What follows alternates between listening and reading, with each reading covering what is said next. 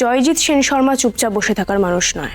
কিন্তু তুমি চিন্তা করো না, আমি থাকতে তোমার পরিবার বা আমার পরিবার কারোর ওপর কোনো বিপদের আঁচও আসতে দেবো না। I promise.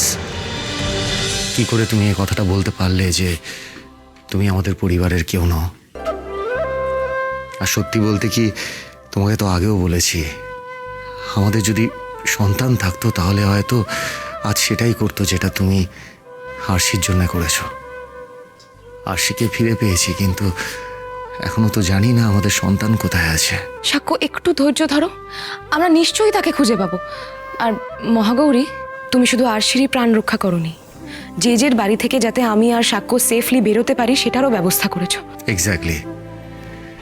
তাই আরশিকে বরণ করার সবচেয়ে বেশি অধিকার একমাত্র তোমারই আছে। আর না করো না।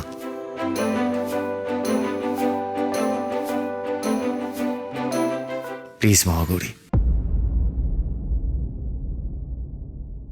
ঠিক আছে, আপনারা যখন এত করে বলছেন তখন আমি রাজি।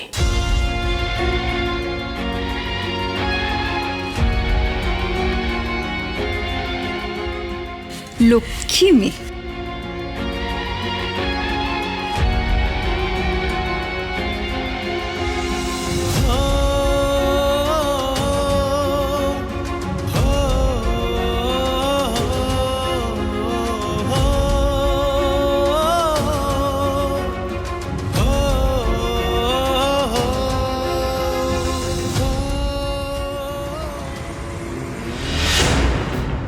আরশি আমার কাছে আছে, সেফ অ্যান্ড সিকিউরড আছে। যেদিন আপনাদের বিরুদ্ধে প্রমাণ পাবো, সবকটার ঘেঁটি ধরে টানতে টানতেই বাড়ি থেকে বের করে নিয়ে যাবো। আজকে আমার কপালে হেবি দুঃখ আছে। এই মহাগৌরী যা করেছে না, তারপর যে আমাকে এমনি ছেড়ে দেবে না। 23 বছর, 23টা বছর কারোতে ঢাকা একটা আসামি সাক্ষ্যচিত একটা সাধারণ সাব ইন্সপেক্টরের সাথে এসে আমার বাড়িতে আমার গায়ে হাত তুলে গেল। আমার চোখের সামনে দিয়ে ও আরশিকে নিয়ে পালিয়ে গেল, আর আমি মাটিতে পড়ে ওটা দেখলাম আর কিচ্ছু করতে পারলাম না। আর ওই মহাগৌরী সিংহ, সেও জেজেকে হুমকি দিয়ে সবার সামনে জেজেকে অপদস্থ করে জেজের বাড়ির থেকে পালিয়ে গেল। আমি আর কিছুতেই চুপ করে বসে থাকবো না। স্যার, স্যার, আমার না মনে হয় মহাগৌরী আর সাক্ষ্যজিৎকে আনএরেঞ্জমেন্ট করাটা আমাদের বড় ভুল হয়ে গেছে sir. How dare you, Sujoy! How dare you! যা ভেবেছি সেটাই ঠিক হলো। ভগবান, প্লিজ রক্ষা করো আমায়। তুমি আমার বাড়িতে এসে আমার ভুল ধরাচ্ছ, আর যখন মহাগৌরী একা বাড়িতে দাঁড়িয়ে তাণ্ডব করে গেল তখন তো কিচ্ছু করতে পারলে না, সবটা দাঁড়িয়ে দাঁড়িয়ে দেখলে। তোমাকে কেন টাকা দেওয়া হয়? সুজয়, আজ থেকে আর 1 টাকাও পাবে না তুমি। তোদের সবকটাকে বাড়ির থেকে বের করে দেবো আমি, সবকটাকে বাড়ির থেকে বের করে দেবো। যে কাম ডাউন, কাম ডাউন। সুজয়ের ওপর ফ্রাস্ট্রেশন দূর করে কোনো লাভ আছে? মাথা ঠান্ডা করে ভাবো। বন্দুক তোমার হাতেও ছিল, কিছু পেরেছো করতে? যে আই এম টেলিং ইউ, মাথা ঠান্ডা করে ভাবো। তাহলে তুমি বলো সায়ন্তনী, কি করবো আমরা? মহাগৌরীর আজকে যে রূপ আমি দেখেছি তাতে আমি শিওর মহাগৌরীর সাথে আরশির কিছু একটা কানেকশন আছে। এটা না আমারও মনে হয়েছে।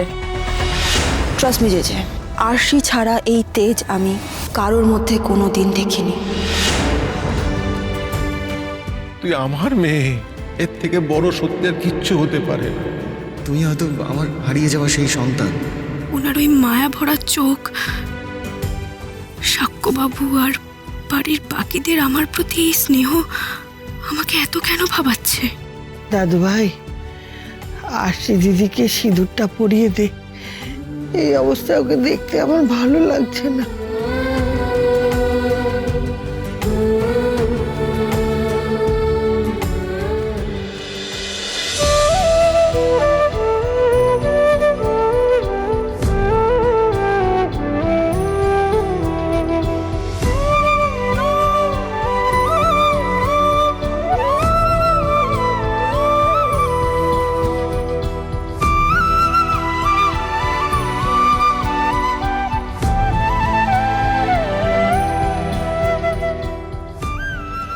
সিঁদুর?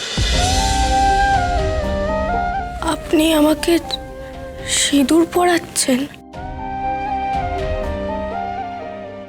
ও মা, তোকে বললাম না আশি দিদি, ওই তো তোর বর। তোমার কি কিচ্ছু মনে পড়ছে না?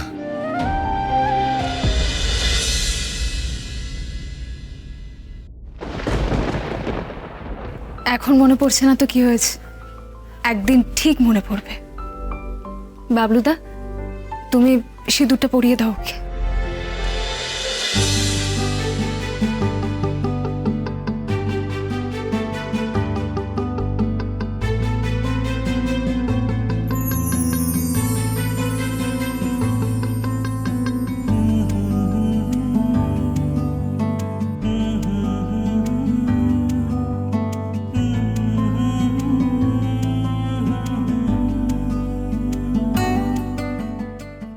না না না, এই বাড়ির প্রত্যেকটা মানুষের প্রতি আমার এই ফিলিংস কিছুতেই মিথ্যে হতে পারে না। যাই হয়ে যাক, আমাকে বাবার সাথে আরেকবার কথা বলতেই হবে। সাক্ষ্যজিৎ বাবু, এবার আমাকে বাড়ি যেতে হবে। তবে হ্যাঁ, যাওয়ার আগে একটা কথা বলি, আপনাদের কিন্তু এখন ভীষণ সাবধানে থাকতে হবে। কারণ আমি যদি খুব ভুল না করি, জয়জিৎ সেন শর্মা চুপচাপ বসে থাকার মানুষ নয়। জানি মহাগৌরী, 23 বছর আগের ভুল আমি আর করব না।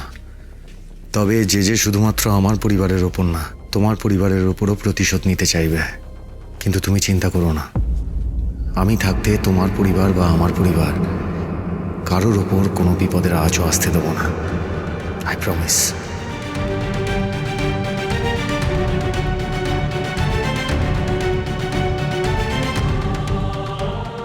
সাবধানে থাকবে। আসি।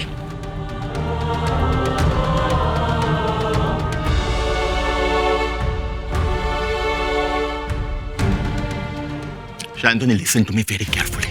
এই মুহূর্তে আরশির সাথে ওই মেয়েটার কি কানেকশন আছে, I give a dam about that. আমি ওই দুটো পরিবারকে শেষ করে দেবো, দুটো পরিবারকে শেষ করে দেবো আমি।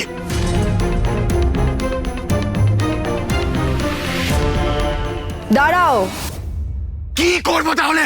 বাজিটা অলরেডি মহাগৌরী আর সাক্ষ্য জিতে গেছে।